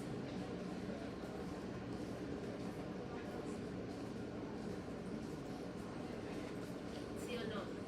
Llegan a su guardia de urgencia todos los dolores abdominales, porque las dolores abdominales se acompañan siempre de dolor y náuseas y vómitos. A todos les ponemos escopolamina, metropropamina, dimethylcoditis. No, ¿en qué se basa mi diferencia? ¿Por qué a él que tiene dolor abdominal sí le pongo y por qué a él no? No tanto. Algo más, ¿qué tengo que hacer? ¿Por qué las áreas de emergencia siempre tienen la especialidad de cirugía?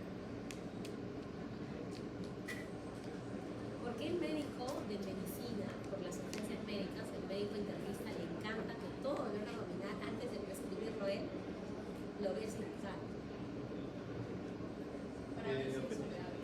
Exactamente. Para verificar si ese dolor abdominal es operable o no. Si a un apendicitis le da tiosina, va a desenmascarar el dolor y cuando lo vuelvas a ver, ese abdomen va a estar rígido, va a estar como una tabla y va a estar en una peritonitis.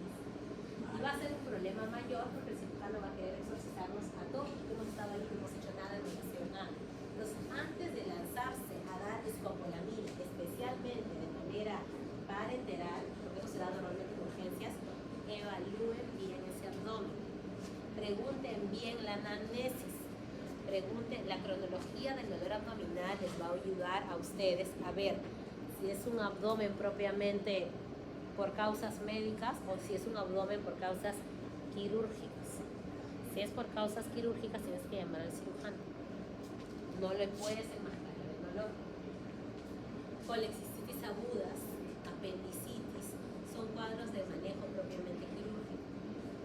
¿Ya? Cuidado con la escopolamina. Denlos si es que consideran que ya. Cerramos con antidiarreicos y con constipación. Antidiarreicos, ¿qué damos? ¿Cuál es nuestro representante oficial?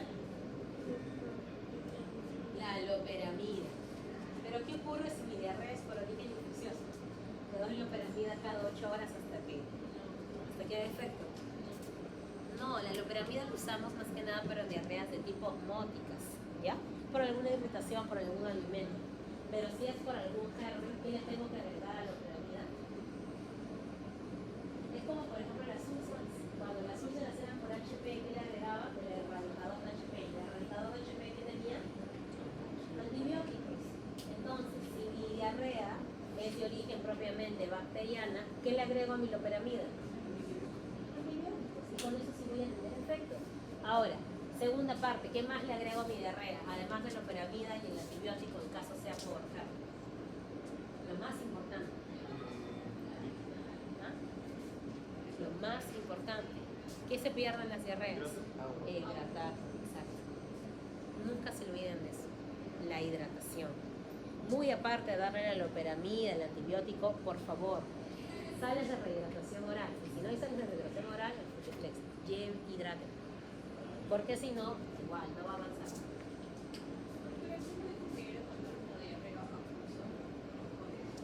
La loperamida se utiliza de primera opción para las diarreas de tipo osmótico. Solamente le das su loperamida y su sal de rehidratante oral. Pero si es por origen propiamente de algún agente, sí le agregas, como se dice, su antibacteriano. Loperamida, antibacteriano y la sal de rehidratación oral. Nunca se olviden de la sal de rehidratación oral. Cuando ustedes han llevado a PS, han visto los planes de hidratación. El A, que tome según tolerancia; el B, el que tienes que supervisar, que te tome líquido; y el C, que tienes que hidratarlo a nivel endovenoso. Entonces, nos quedamos con estos medicamentos, con el que sí tenemos, y lo van a encontrar en todo lugar, es la loperamida. Se utiliza para diarrea propiamente en adultos. ¿Cuál es su mecanismo propiamente de acción? Su mecanismo de acción es que va a actuar en receptores agonistas opioides de manera preferente. ¿A nivel de qué receptores? Del plexo mientérico, ¿ya? A nivel de lo que es el plexo mientérico. Es decir, otros fármacos que también nosotros empleamos como antidiarreicos son los famosos racecadotrilos, ¿ya? Los famosos racecadotrilos y también los regeneradores propiamente de flora intestinal, especialmente en esas diarreas que decíamos, ¿no? Por irritación de alimentos, osmosis. Y otra sustancia que acá te menciona que emplean es el zinc. El zinc se utiliza para disminuir la diarrea en países, como se dice, pobres, porque va a interferir con lo que son los electrolitos y favorece la inmunidad. ¿Qué dice acá? Subsinato. ¿Recuerdan los subsinatos? Habíamos visto los subsinatos del bismuto. Afectaban la motilidad y también tenían efecto antibacteriano.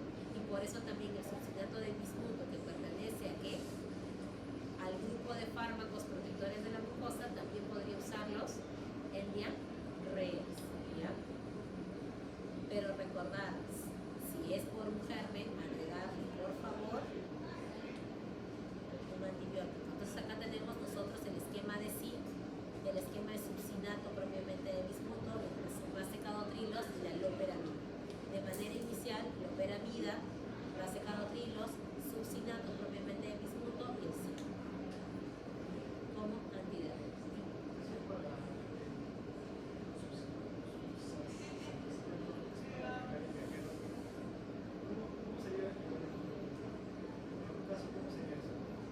Las diarreas de viajeros son aquellos, su nombre lo dice, ¿no? Diarreas de viajeros son aquellos que realizan viajes y presentan justamente posterior a la ingesta de elementos este número de posiciones. Y con el subsinato de bismuto, que tiene efecto tanto a nivel propiamente de gérmenes, ¿ya? Y también a nivel de la motilidad gástrica, gastrointestinal, que disminuye este proceso. Si a ese subsinato, con ese mecanismo, si ese subsinato de bismuto le agrega sales de rehidratación oral, o lo complementamos con el loperamida, que va a actuar a nivel del plexo mientérico, solucionamos el problema.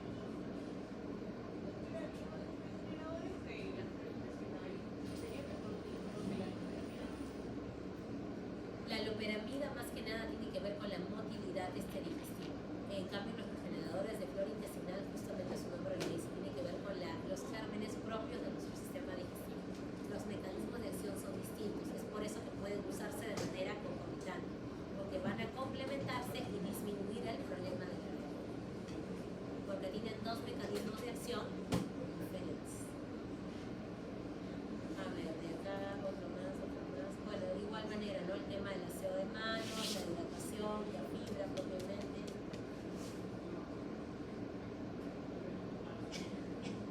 Acá está la loperamida.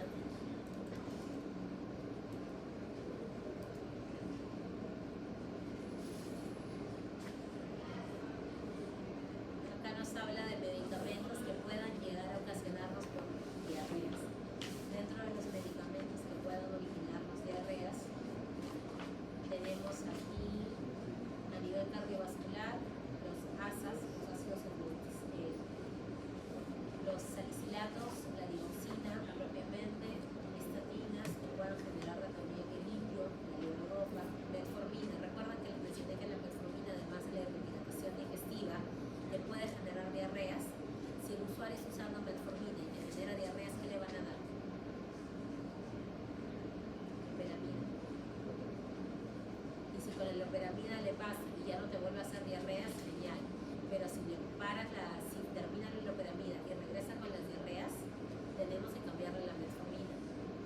¿Por qué? Porque la metformina es la que le está generando un RAN y no va a haber forma de que salvo que le quieras generar metformina y loperamida de manera permanente, lo cual no sería correcto, porque tenemos otras opciones para medicamentos antidiabéticos, ¿ya? Una cosa es usar la loperamida de manera eventual y otra usarla de manera permanente.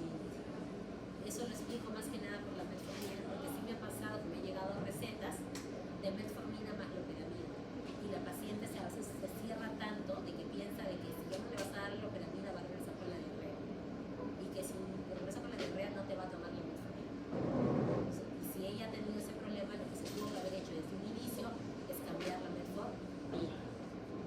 ¿Ya? Ahora, hay antibióticos que también te van a generar diarreas. ¿Sí o no? Sí, uno de ellos ¿cuál es?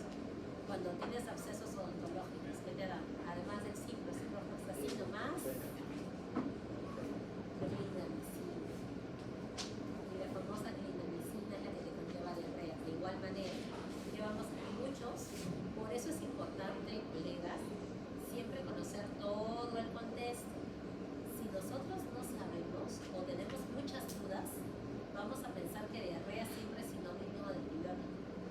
No vamos a ver que esa diarrea fue originada por la clindamicina, porque te barrió que toda la flora propiamente intestinal, porque son medicamentos de tipo anaerobio bastante fuertes. Y es necesario por el mismo hecho que la boca es una zona muy contaminada, y más aún si tienes un absceso. Entonces, ¿cómo manejarías esa diarrea? Dándole otro antibiótico. ¿No? ¿Cómo lo manejamos?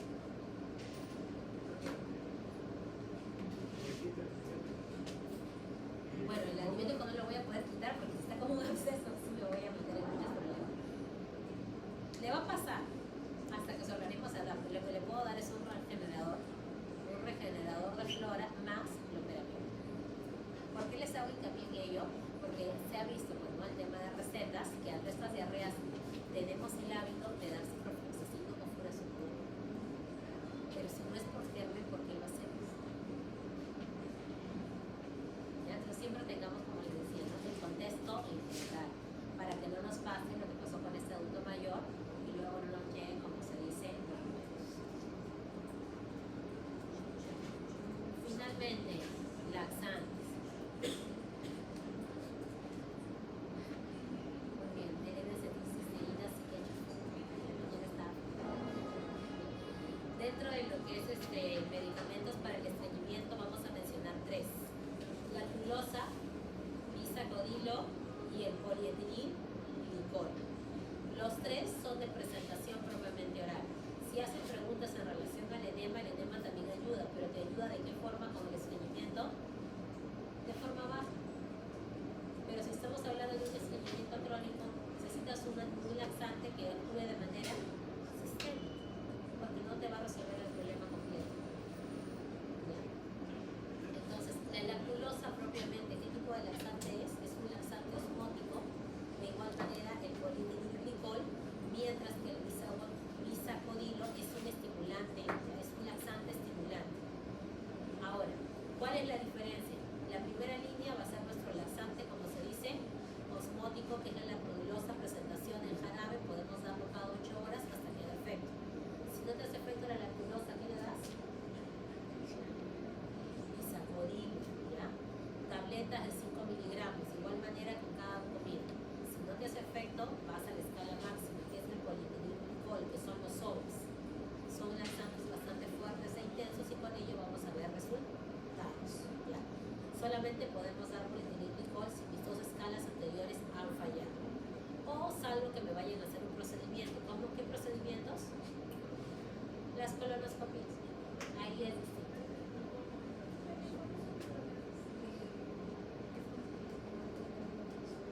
La Diprolax también es otro fármaco alternativo que podríamos usar.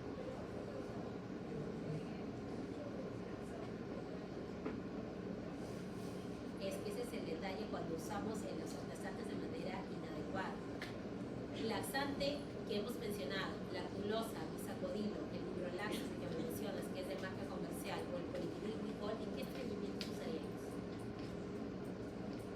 Crónicos, como por ejemplo pacientes pacientes con cirrosis. ¿Quién más? Pacientes con opioides. ¿Recuerda cuando hicimos la clase de opioides, terapia coadyuvante al dolor? ¿Cuál es el efecto adverso de usar opioides? Estreñimiento. Pacientes postrados. Pacientes con paraparestias espásticas. También. Entonces, en esos usuarios es mi uso propiamente del laxante. Para que un laxante te dé un colon o una irritación propiamente a nivel colónico, es que ese usuario está usando de manera inadecuada el laxante. Si un usuario, por X motivo, tiene una constipación temporal o aguda, lo que debería de usar de primera línea es la lactulosa. Y si la lactulosa no se hace efecto, ya máximo el lisacodilo y empezar a buscar la causa propiamente por cual se está estreñiendo de manera frecuente. Ahí tendremos que evaluar que no sea una enfermedad inflamatoria intestinal que le pueda estar conllevando a eso. Y ver también el tema de la dieta. Es importante y vital en estos pacientes de constipación crónica el aporte de fibra, ¿ya? Para poder también ayudarlos a regularizar. Pero normalmente estos fármacos lo vamos a hablar en pacientes, como se dice, con estas complicaciones. Postrados, pacientes con cirrosis, que va a ser, como se dice, muy complicado el tema de pacientes con tratamientos de terapia de dolor.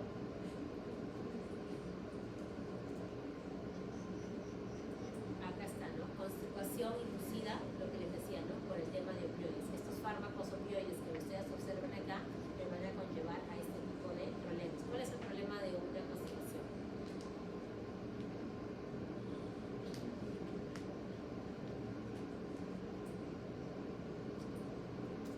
Las obstrucciones intestinales. Y eso me puede generar un cuadro de qué tipo? Quirúrgico, un problema mucho mayor, ¿ya? Por eso no puedo dejar que mis pacientes se estreñan, especialmente mis pacientes crónicos o postrados que son adultos mayores. ¿Ya? Entonces con ellos tengo que trabajar bastante ese tema. Entonces el caso clínico ya lo hemos resuelto. Los antiulcerosos se deben consumir de forma continua o eventual.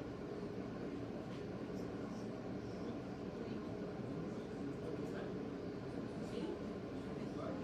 Eventual, solamente de manera específica. 4 semanas, 8 semanas. Si tengo propiamente mi HP, 14 días. ¿Ya? Específica. ¿Qué consecuencias tiene el consumo crónico de IVP? Eso va con la pregunta anterior.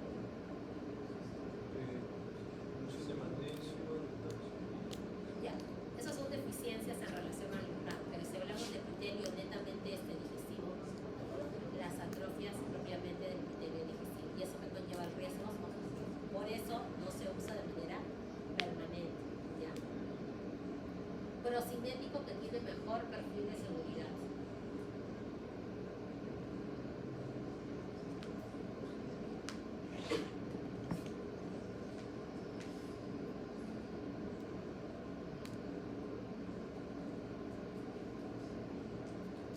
Metrocloplan, metoclopramida, porque lo puedo usar como procinético de igual manera, también como antimédico, y no tengo mucha interacción en relación al uso de este fármaco porque actúa netamente a nivel ¿qué? De plexo nervioso digestivo. ¿Qué antiemético se recomienda más actualmente? ¿Qué antiemético se receta actualmente?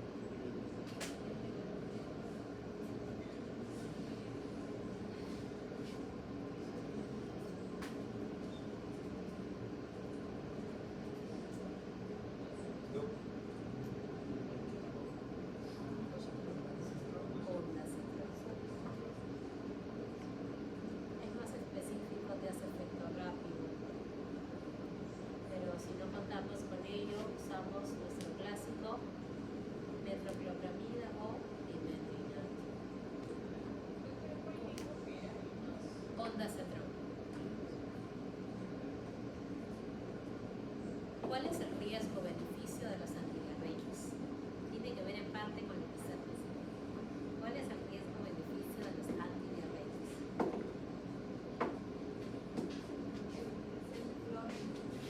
¿Cuál es el riesgo de los antidiarreicos? Lo opuesto, ¿no? Constipación. Constipación. ¿Cuál es el beneficio de los antidiarreicos? El cese propiamente de estos episodios.